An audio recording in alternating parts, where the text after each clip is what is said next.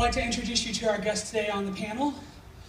He is a wonderful character actor who has been in just about everything you can name. He's been appearing recently on Supergirl as General Sam Lane, but you have seen him in many Star Trek projects. You have seen him in everything from Transformers to X-Men First Class. And of course, you probably best know him as Secret Service agent Aaron Pierce from TV's 24. Please welcome to the stage, Glenn Morshower.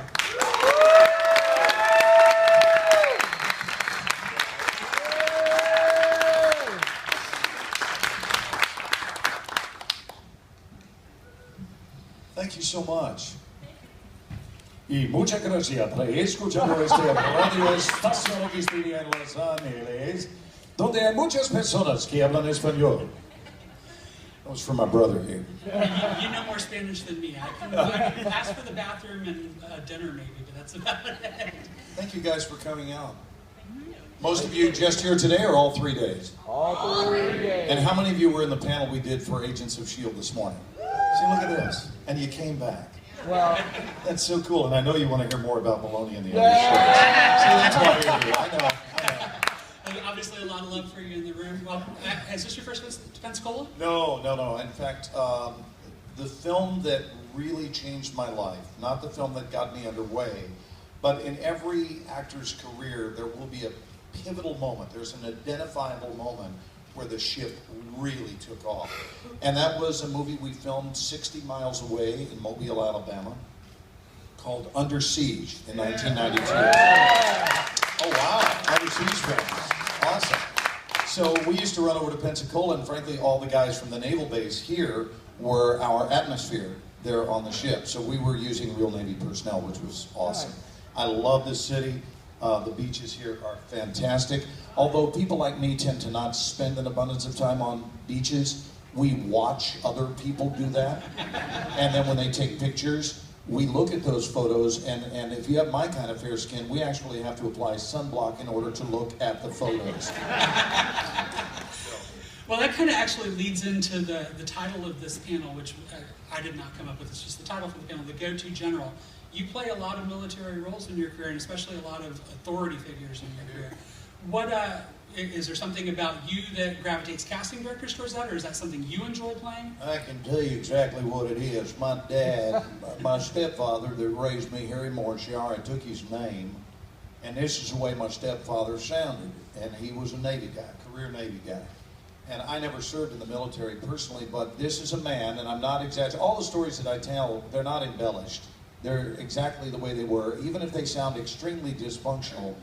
My stepfather used to wake us up at 07, and let me teach you how to spell that. That's spelled S-E-B-M, 7, 0700. He used to come to my doorstep and say, "Up and at 'em, hit that deck, let's roll." And that happened Monday through Friday from age 6 when he adopted me until I was 18 years of age. And somehow in that, mimicking him became a way of life for me. I had no idea that I was a mere few years away from people giving me paychecks for mimicking my own stepfather. And that's what happened. And he raised us with tremendous backbone. And so he was quite an authority figure. Head of a major corporation, ran the family a lot like a corporation. And somewhere in that, I developed a spine. I myself am a pussycat by comparison. I'm a very tender-hearted person. So the man I play on camera is not at all who I'm like, with one exception, and that is the series 24. If any of you know that series, I want to give you a little background on that character. Thank you. The character of Aaron Pierce was supposed to have lasted for 2 weeks. Not 2 seasons, 2 weeks. And when I signed on to do the show, I thought I would be doing only 2 episodes. They got a lot of fan mail very quickly saying that the relationship between President David Palmer and Aaron Pierce was very brotherly, and they loved it. And they decided not to put a bullet into my head. I was intended to receive a bullet in week 2 of the show. Week 3 because I wasn't part of the pilot, but my second episode. And they changed the trajectory of that And I lasted longer than anyone other than Kiefer Sutherland on that series. I did 7 of the 8 years. Now here's what I want you guys to know, and thank you. It means a lot to me that you come to hear my panel. I want to tell you why. And I don't have any bad feelings about this. I'm just being very honest and transparent with you. I'm not the guy that typically con guests come to see. I'm not. And by the way, I'm okay with that. It doesn't matter to me. I love people. So the ones that come to see me, I think I'm about 10 times as touched as the other actors who expect the theater to be full and so forth. So it just means a lot to me. Well, I do a program all over the world called The Extra Mile. Many of you may be aware of that. If not, if you go to YouTube and see my name next to it, you will see inspirational or motivational speaker. And my single biggest event I've ever done is this March 23rd in Toronto.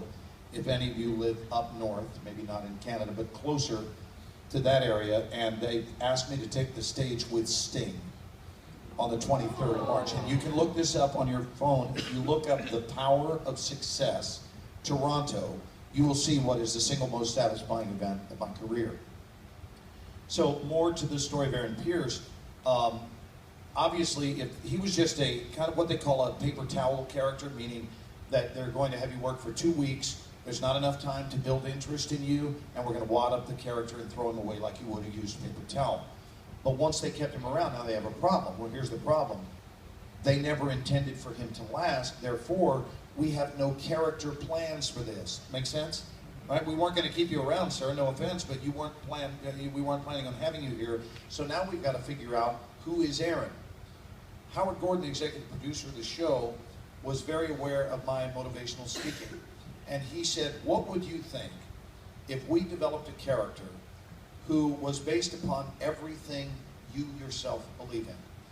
Honor, integrity, loyalty, power of the spoken word, intrinsic goodness, honesty. All of these are things that I truly value from the very epicenter of my being. And I said, so it sounds like you want to pay me to play me. And they said, indeed. What would your thoughts about that be? I said, I think, frankly, it would be great. I think that Aaron Pierce would wind up becoming the moral compass of the show, which is truly what happened. When people see me on the street, and all through, still today, I mean, we've been off the air for 5 years, not counting the reshoot they did in London. But when people come up to me on the street, they tend to want a hug and not a handshake. That's so touching. I can't tell you how gratifying that is. And men who come up to me with their boys and say, my young men want to grow up to be like Aaron Pierce. And not Glenn Morshower, it's Aaron Pierce. But what they don't know is Aaron Pierce is the mirror image of who I am. So if you know that show, you already know me personally. All the other characters that I play, every one of them is an act. I think you truly are right about that he did become the moral compass of the show. And in fact, in some ways, the only character that really doesn't have any kind of dark side, shades of gray that you really see over the years. And I think that was something, do you think that that was something that was important to bring the show? I do. I think it gave the audience someone that they felt was safe. It was a safe place to rest. People felt that they could trust Aaron. And so, yes, indeed. Now, I was having a little fun with the producers. I was only joking. But at the end of season 5, I believe it was the week before the finale, I walked into the office and I said, so what if, right after a very sincere scene where we just want to cuddle with Aaron, what if I get on the phone after a phone conversation with Jack Bauer, who has entrusted me with something very significant? I hang up the phone and make another call to my Russian cohorts, and I say, "И проклятый идиот, простите, товарищ, я могу это сделать. Я очень рад вас познакомиться, вот у меня визитная карточка, привет." And they looked at me and went, "No." I would never have done it. But I thought I'd just blow their minds and let them know I could have played a Russian spy. I told you this would be easy. Oh yeah, I was told in advance. I said I'm the easiest guy in the world to interview. With the new 24 starting up without Kiefer Sutherland, is there any chance we might see her in person? Are they going ahead and doing it? Because I heard they were thinking about it. Has that been I greenlit? believe they've at least ordered a pilot and hired a lead actor. You know, I'd be shocked if they contacted me. Obviously, to me, 24 without Kiefer, and I certainly wish them well. I wish the franchise well, because they were only wonderful. There was nothing about that, and I'm not saying that to be politically correct. I have never had a more blessed work environment to be in my life. But I'd be surprised if they rewound the clock and brought in Aaron. Aaron's already been sent into the sunset. I'm retired now. But to me, 24 without Kiefer is kind of like Christmas without Santa. It's bizarre to me, the notion, but you know, Dallas, I never thought they would bring Dallas back, and they brought it back, and it did very well on TNT. And that's how you know you're an old timer. I was asked to play the Ewing family attorney on the reboot of Dallas. And there Patrick Duffy was, and Larry Hagman, and Linda Gray. And I'm looking at them going, okay, other than these three, I'm the only other person here on the set who was in the original Dallas when I was 19. And now they bring me back at 53. This is 3 years ago. And I thought, yeah, you know, this is a good thing. This is a good career when you can last long enough for them to ask you back on a show as a different character 30 some odd years later. It's incredible. I'd like to give the opportunity to the folks in the audience to ask questions if they'd like. Does anybody have a question? Come on up. Yeah, come on. And guys, don't be bashful. Look at this. This is like being in my living room. This is so informal. It's great. And please come by the table and say hi afterward. Thank you very much for coming to Pensacola and sharing your time with us. You got it, brother. Great.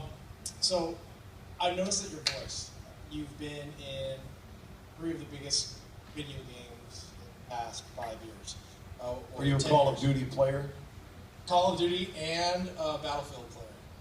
Awesome. And I just want to ask, you know, how do you be so calm? Because me, being in the service, we would have some downtime and we would play Call of Duty and we would hear your voiceover, especially. You got bogeys on your 6. Yeah, Watch your exactly. back. Yeah. Or this is base plate. You have hostiles coming in from the north, Yes. over there. How do you get so that it's very calm? And I've commented to my friends saying, you know, I wish our radio operators were as calm as this guy. Because I give you a straightaway answer that will be very accurate. You ever see the movie Black Hawk Down? Yes. Okay. My favorite movie of my career. And I played Colonel Tom Matthews. And Colonel Tom Matthews, I had the distinction of being the only actor in that film who was playing a man who was physically present on set. Colonel Tom was our technical advisor. So I can't tell you how daunting it is to play someone in front of them. And he was never more than about 8 feet away, including when we were up in the air, in the chopper. And I was asking him about the mission and how he felt about the mission, and specifically when they called the attack order, which was code word Irene. I still remember it. I remember it vividly, and I thought a lot of the colonel. And he said they relied on us to maintain an icy calmness because there's enough chaos on the ground. And the best decisions are not made from in it. The best decisions will be made out of it and above it, where you have a broader perspective. And he said those men relied on us to remain calm. So if they're losing it, at least there's some stable presence that isn't. And I was that stable presence. That's what he said. And when you're researching a guy's life, since you're going to be playing him, you want the intricacies of his story. Like what made you tick during a firefight? All of that. So I really believe that's the answer to your question. That's where it came from. It all stemmed from Colonel Tom Matthews. Thank you. You bet. Whoa. I heard the who. I love it. Who else? Do we have anyone on sound at all? Yeah, there's. I'm wondering if you can crank this up so I don't have to eat the mic. No, but even here it's not that strong. I mean, I have a good voice. There it is. That's all I was asking for, just a little bit. I would like to hear more about the baloney. You asked, of course, I'm going to have to back up in the story because there are people here that already are going, what? So in about 30 years ago, I was reading for my first series regular role. I was 26 years old, and I'd read for a lot of guest star roles. I'd done a lot of guest star roles. My career dates back to 1975. My first film was a Columbia picture called Drive-In. A few years later, I had done so many guest spots, and then I landed on The Dukes of Hazzard, which was one of the greatest moments of my adult life. And around Roscoe P. Coltrane, and some of you are Dukes fans. You remember Roscoe. Oh, Flash, Flash. And so now I'm reading for a series regular, and I realize my career is really on the move, that things are fantastic. And I had already begun to teach an audition mastery course referred to as the Extra Mile Beyond the Audition in LA, because I was always really, really calm and poised and at ease, kind of like I am here with you guys. And I specifically asked him not to give me a list of questions to review. I don't want to know. I love on the fly. You know, when you go into Macy's or some grocery store, nobody gives you your script, right? Nobody gives us a script when we get up in the morning. We just go live. We meet people on the fly. And when they ask us questions, we don't know what they're going to ask, and we talk. So that being said, I did have this experience. I noticed that a lot of my actors were not booking, and that's why they enrolled in my course. They were not booking because they were nervous. So let me ask you guys this. How many of you, first of all, do we have any actors in this room? Okay. But let me guess, many of you have at least been on a job interview. Raise your hand if you've ever been on a job interview. I would think that would be most everyone except a child. Okay? And so my next question, when this is the one that I ask to my actors, is how many of you have ever had the finest version of that audition, or in your case, job interview, be the one that happened in the car on the way home after the job interview? And you can relate. We all can. And it's where you're going through the mental case of the woulda, coulda, shouldas, right? Or what I call the if-onlys. If only I had said this, if only I hadn't said that, if only I hadn't worn this. Why did I feel that I needed to use an entire bottle of perfume for only one application? Right? Whatever the reason is. And you're going, geez, my hands were shaking, they were moist, my voice cracked, everything that could have gone wrong. I wasn't me. And I thought, man, every actor in Hollywood can relate to that. And I started teaching this course in mastery. Well, I had always had an elevated booking percentage, but now I'm playing for a series regular, and it's a lot of money, and it's tremendous exposure on a major network. It was ABC. And I walked out of the house that day when I was headed to that meeting at the network.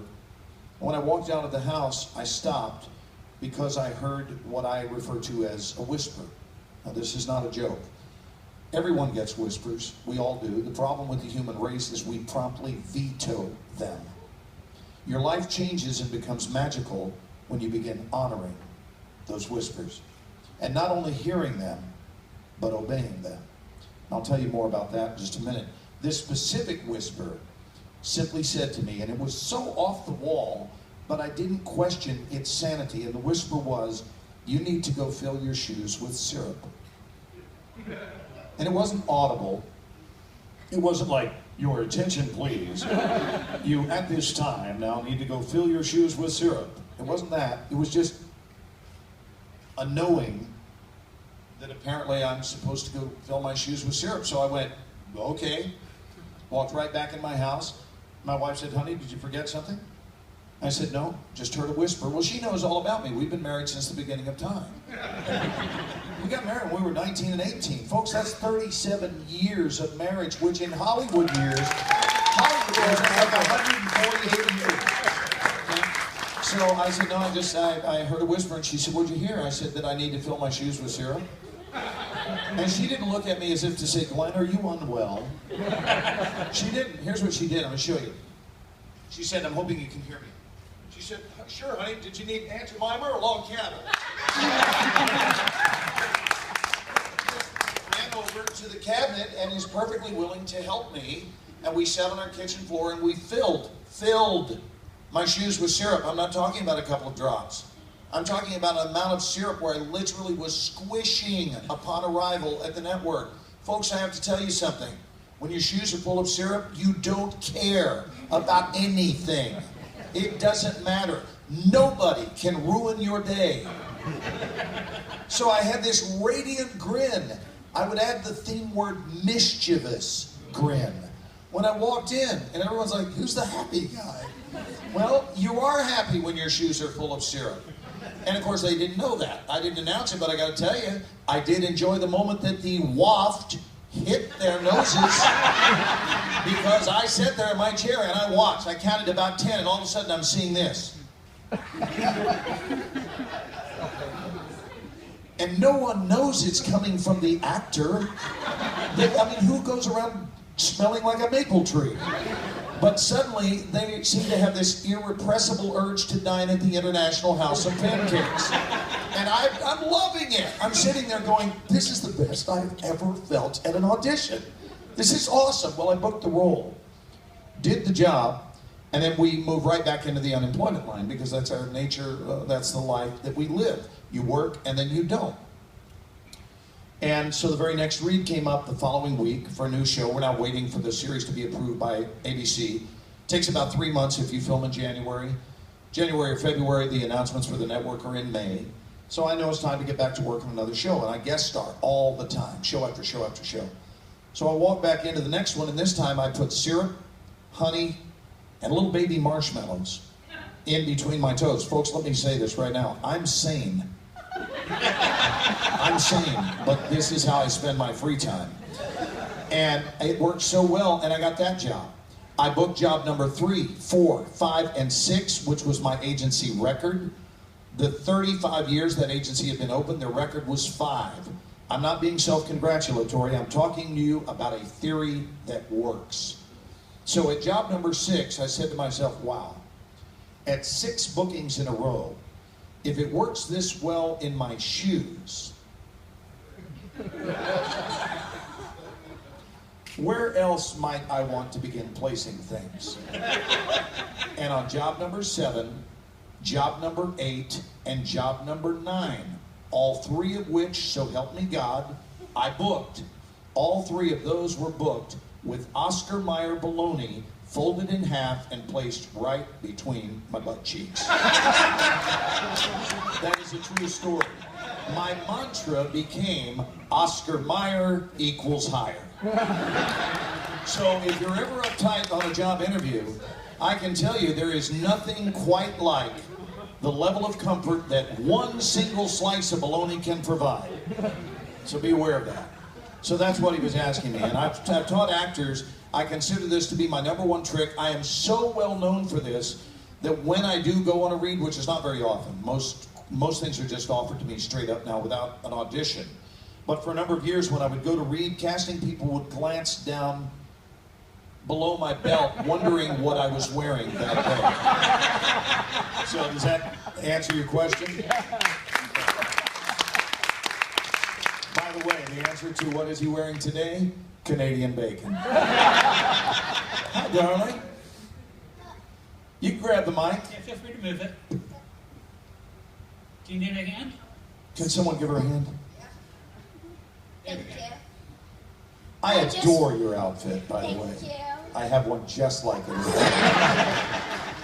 I just want to compliment you on all On? the Marvel movies and TV show you've done. Oh, honey. And just the acting that you've done is so cool. Honey. Will you be my daughter? I have a 35-year-old son and a 33-year-old daughter, and her name is Emily. And you remind me of my precious Emily when she was a little girl. What's your dream? Really and truly, what's your dream? To be an artist. Okay, so here's what I want to tell you about dreams. In this world, there are 2 kinds of people. There are dream dreamers, and there are dream havers. I want for you to be a dream haver. Know that that is possible. It's entirely possible. And one word brings it about, and the word is yes. Just yes. Continue saying yes to your dream, and ignore not most, Ignore all of the naysayers. Anyone who tries to diminish or reduce, or here's a word you'll remember me for saying, or poo-poo on your dream, ignore them all, because we have this one beautiful life to live that we know about, and you're living it, and you are a bright and shining young lady. So I want you to have your dreams come true. Mwah. I want to come give you a hug.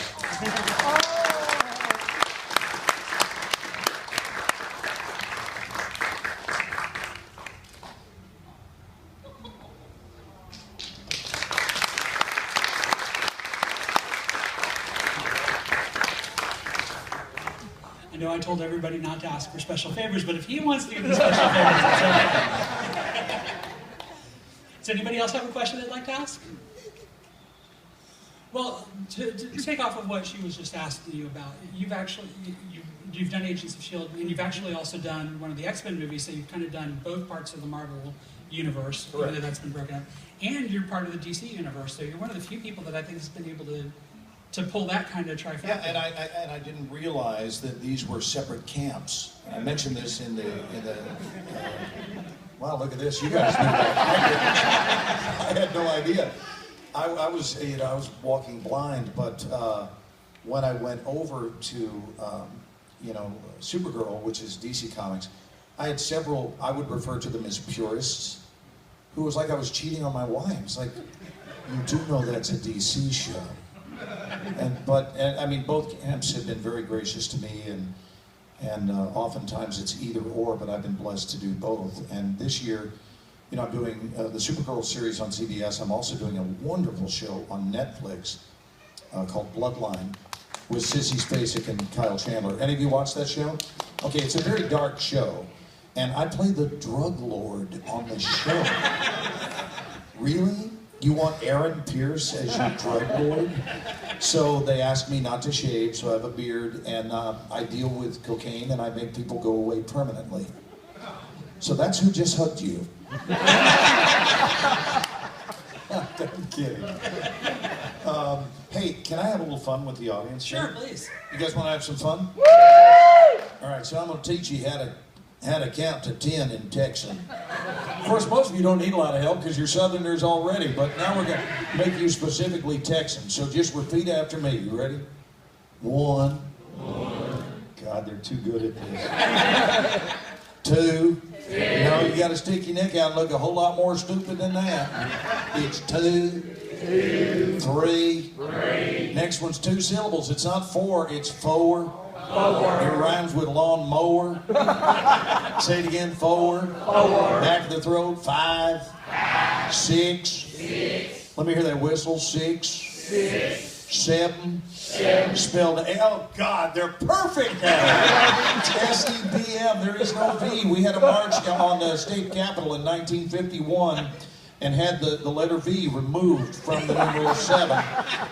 7, S-E-B-M, back of the throat, 8, 9, and not 1 syllable, 2 syllables, 10. And it rhymes with Glenn.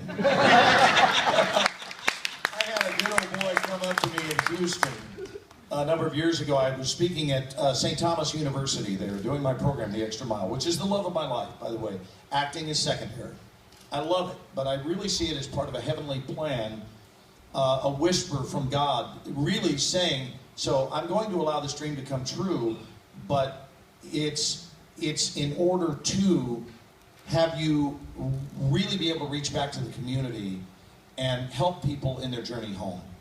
Just to come back to a place of absolute peace and authenticity called The Extra Mile. So, and it's a very entertaining show, and all of my shows include many different characters, and no 2 shows are alike. It's a lot of fun. So one of the things that I like to do, and I thought they might enjoy this, is what's called a vocal warm-up. And before every show I do, first thing in the morning I do is a vocal warm-up, because our voice is our tool. And so I want to do the vocal warm-up for you, if I may. You can time me. I should be able to get this out in just under 60 seconds. When I start, does someone have a second hand, or is it only cell phones? I've got a timer. Okay, do you know that in a class recently I was teaching, I mentioned in this exercise that we were going to be going clockwise And I had several people looking at me that didn't know what that meant. No, really, I mean, you think of it, I went, how do you not know clockwise? I went, of course, because you use your cell phone to know what time it is. Okay, so you ready to time me? Yes, I've got you right All here. right, this is called a vocal warm-up. Ready? Just tell me go. Go. Trinidad, and the big Mississippi, and the town Honolulu, and the Lake Titicaca. The Popocatépetl is not in Canada, but rather Mexico, Mexico, Mexico. Canada, Malago, Remedy, Brindisi, Canada, Malago, Remedy, Brindisi, Canada, Malago, Remedy, Brindisi, Canada, Malago, Remedy, Brindisi, yes, yes, Tibet, Tibet, Tibet, Nagasaki, Yokohama, Nagasaki, Yokohama. 3, 4, what to do today, in a minute or two till 2. A thing distinctly hard to say, but harder still to do. The beat it to do at 20 to 2, with the rat-a-tat-tat-tat to 2, and the dragon will come when he hears the drum in a minute or two till 2 today, in a minute or two till 2. Bebop. Bebop-ti-ti-ti, bebop, bebop-ti-ti-ti, bebop, bebop-ti-ti-ti, sa, bebop, bebop-ti-ti-ti, bebop, bebop-ti-ti-ti, bebop, bebop-ti-ti-ti, sa. Aluminum, linoleum, aluminum, linoleum, aluminum, linoleum, toy boat, toy boat, toy boat, toy boat. Red leather, yellow leather, red leather, yellow leather, red leather, yellow leather, red leather, yellow leather. Cinnamon, synonym, cinnamon, synonym, cinnamon, synonym. Unique New York, unique New York, unique New York, unique New York. Woo, whoa, whoa, wow, woo, whoa, whoa, wow, woo, whoa, whoa, wow, woo, whoa, whoa, wow. 56.35 seconds. The goal for my students was to teach them how to get all that information out in less than 60 seconds. I know we got to have more questions. Come on, guys. Gentlemen coming up here now. So in the live-action Transformers movies, Yes. the first one your character was killed off, and then you're playing a different character in the second and third. That's correct. How did that happen? That happened as a result of a phone call from Michael Bay, who calls me dude. And Michael called and said we had done 3 films at that point. I told the story at the earlier, talk that we did. And so Michael asked me, he said, dude, you want to do the sequel? And I truly said that. I said, to what? I don't know. I certainly knew it wasn't the sequel to Pearl Harbor. No sequel there. But he said, Transformers, dude. And I said, really? And he goes, yeah, I'm not kidding. We start in 2 weeks, and I love working together. So what do you say, a 4th outing together? And I said, Michael, of course the answer is yes, but could you just tell me this one thing? Does it in any way bother you that I died in the first one? And he said, no. That was it, just no. And so you realize, am I wearing prosthetics or anything? And he goes, no. I said, I'm going to look strikingly similar to the guy I played in the first one. He said, yes, you will. I said, so what's the difference? And he said, we're going to change your rank. Really? That's genius. And anything else? He said, yeah, we're gonna change your name as well. And I don't want to tell you what it is. Are you home today? I said, I am. He said, I'm having a script messenger to you, hard copy. It's on its way over. It'll be there within the hour. And when it got to my doorstep, I opened it up, and the name of the character is General now, not Colonel. I was Colonel Sharp in the first one. It's General Morshower. He has named the character after me. I thought Michael was on Quaaludes. I really really? Who does that? Really, it's bizarre. And I thought he was punking me. I did. I thought, I'm looking for cameras. And I went to the wardrobe fitting, and son of a gun, there my name was embroidered on the uniform, and I thought, this is for real, arguably the greatest honor ever, because it's not like that film isn't seen by a lot of people around the world. So I got to play General Morshower. And as a result, do you know that I have people who actually, because it was named after me, who actually come up to me and they think I am a general. No, not as a joke, they really do. They think I'm a real general and that they found me in the military somewhere, and it's like, it's a character. Anyway, there's answer to your question. Thank you, sir. I was wondering what it was like to work on the episode of Supergirl where Red Tornado was introduced. Can you tell any stories? Oh, it was about great. that? British actor, a wonderful actor, and we just had large quantities of fun. A lot of special effects in that episode. I guess in most of the episodes of Supergirl, but that one was especially satisfying for me. Part of doing an episode like that or a movie like that is you're often acting to things that aren't there. In fact, it's pretty common where all of a sudden you're looking up at something's arrival up in the sky, and you have to track it going across, and of course there's nothing there, and you're going to have to track them following the eyes down, down, down, bam, and they'll cut to, the tracking shot of the actor coming out of the sky off of a crane being lowered or whatever. And so you have to be really good at creating things that aren't so to be so. Oftentimes you'll act with an X that's on the corner of the camera box, and that X represents a human being. So there was a lot of that to that show, but man, they edited it together beautifully. Great, thank you. Yeah, you bet. Thanks for the interview today, by the way. Thank you. That was great. You're an angel. Now, are we going to see more of Sam Lane? Oh, yeah. In fact, I just finished another episode last week, 2 days before the con started, and flew down here from LA, and I go back. My wife and I moved back after 35 years in California. We moved back to our hometown, which is Dallas.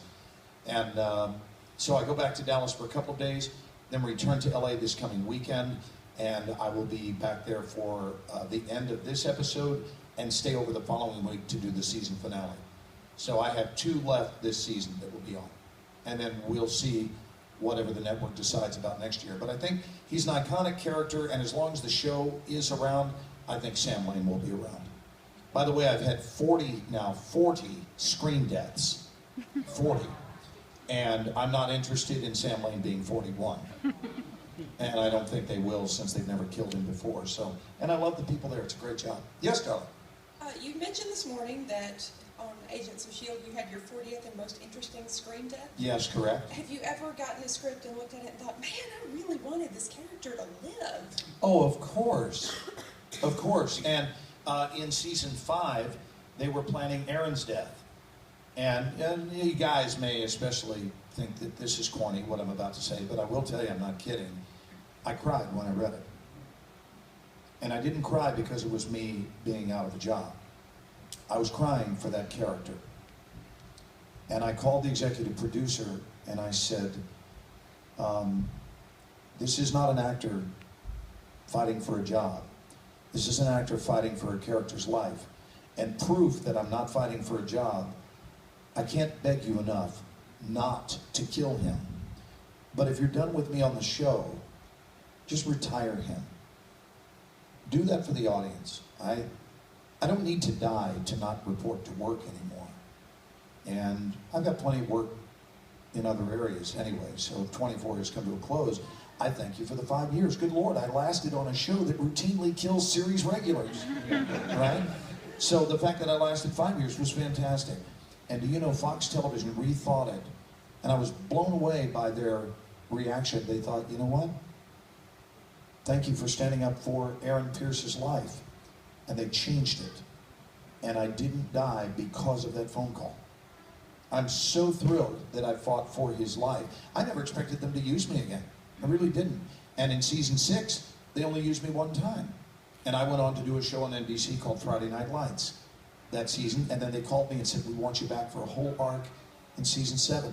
And truly, it's not what I was fighting for. It didn't matter if I ever came back.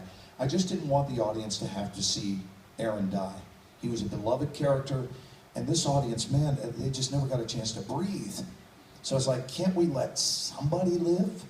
So yeah, we do. And then other times you look and the death of a character makes sense, and you show up for work knowing it's going to be your last day, and those days are always very emotional.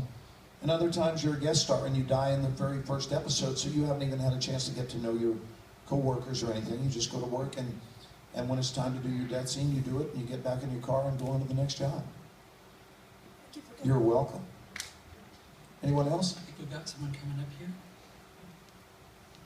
2 people. Let me ask you while we're waiting on this next question.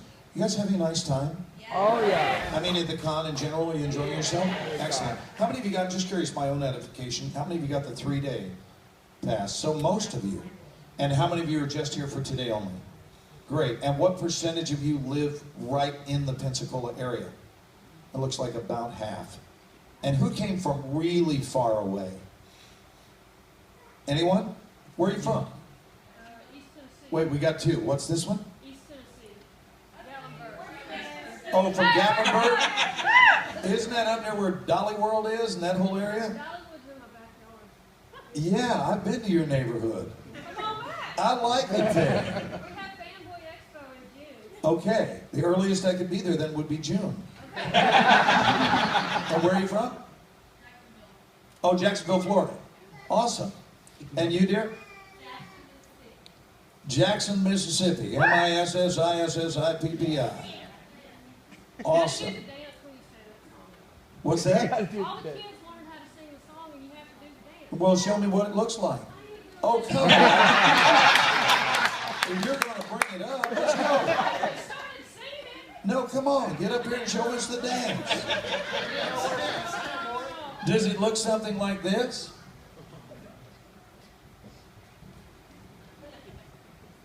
I got room. I'm also a dance teacher in LA. But it's this, which is a dance from the 70s.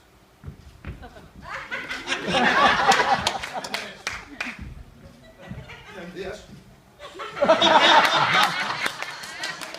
show me. I acted like a fool. Come on. 25 years, I don't even remember the dance. I bet you you'll remember it the moment you start. You have been called out. Come on. Let's hear some noise for her to come on.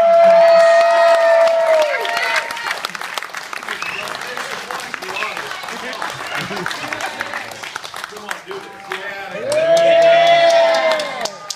here it is. Come up on the stage. Come on, with it. Okay. I didn't know this was going to happen. I didn't know this was going to happen.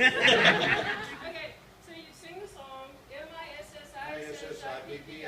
but in my school, we would do, Don't you fall off the stage. That's soon, my buddy. we would say that instead of saying S, you'd say crooked letter, and we'd do crooked letter, and then on P, you do hump back. Hump back. So it'd be like, M-I, crooked letter, hump. Oh. Hump back, I. Let's go one more time. Okay, now this is where you come in. Now you guys get up and do it with it. Come on, everybody. That's only fair. Let's do this thing. Hey, this is the only panel you will be asked to do this in. Here we go. M-I, crooked letter, I. Crooked letter, I. Hump back, I.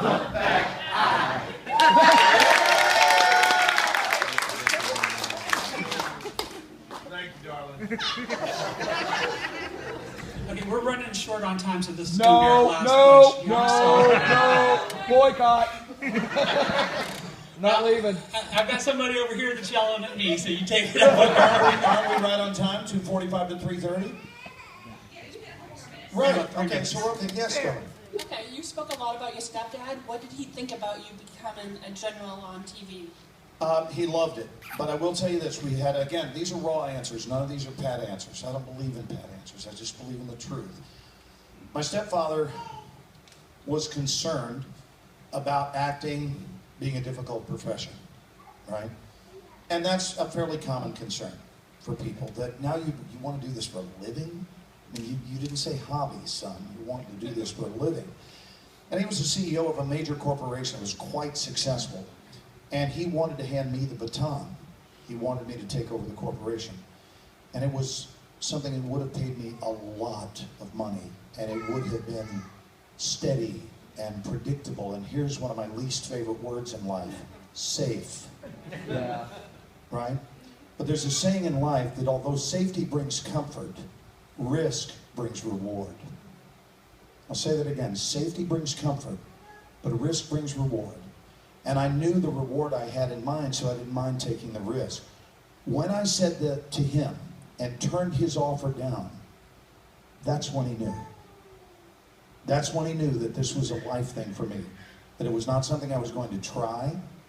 It was something I was going to do. And obviously, when I started playing a lot of military people, he ate that up like good ice cream. He did. He just loved it.